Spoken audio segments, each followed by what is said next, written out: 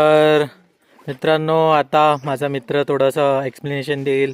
Track कसा आहे, track कुठून स्टार्ट होईल, बाईक आणली किंवा कारने आला तर कुठे उतरायचं, किंवा ट्रेनने आला ते कुठून उतरायचं, ते मित्र सांगेल आता.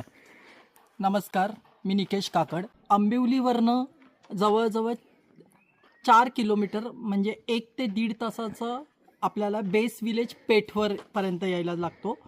पेठवरनं हा ट्रेक अतिशय इझी आहे, फक्त 1 तासाचा ट्रेक लागतो. आणि आपण आंबिवलीपासून बाईकने येऊ शकतो आणि 4 व्हीलर असेल तर तीसुद्धा आपण त्यानेसुद्धा येऊ शकतो.